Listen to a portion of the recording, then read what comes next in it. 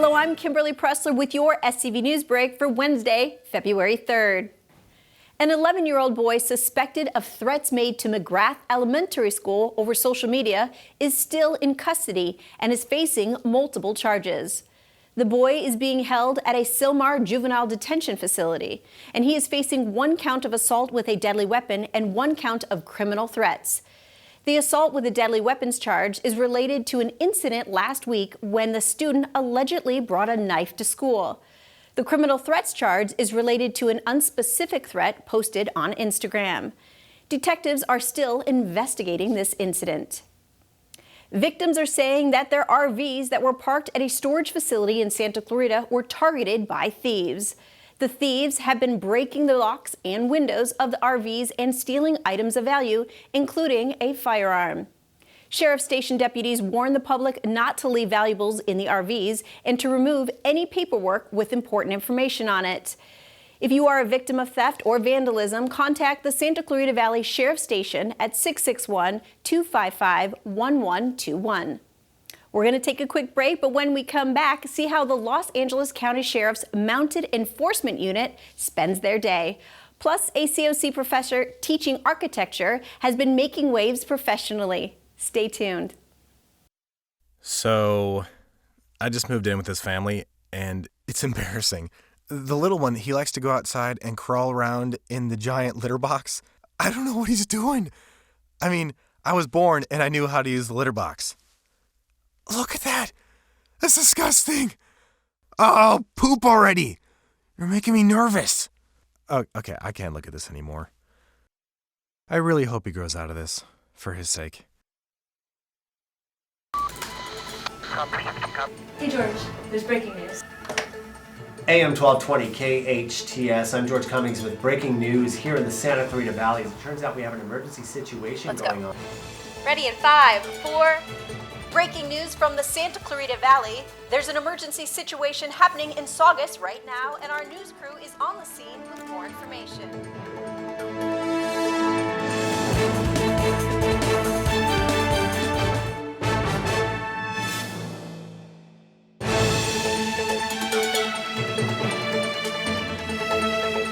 Welcome back. I'm Kimberly Pressler.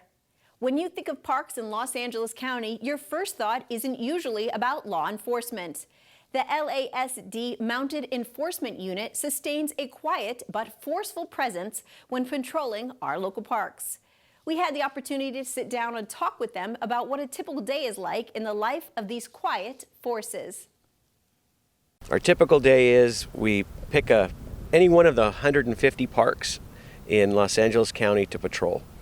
And there are about 20 to 30 that we primarily target, anywhere from some of the inner city parks in south central Los Angeles to as far north as we are today, which is Castaic Lake Park up in Santa Clarita area.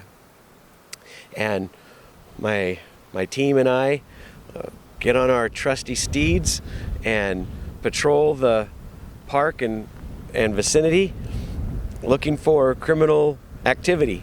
Probably the most common thing that we run into is people drinking beer or smoking dope in the park.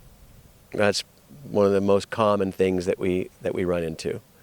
And various other drug activity and some weapons violations and gang, depending on the park, gang members that we run into. You wouldn't think that a big animal like that would be easy to sneak up on people, but when people are focused on what they're doing, whether they're walking along the street or whether they're tagging the side of a water tank, horses can sneak right up to them, and it's pretty funny to see the surprised look on people's faces.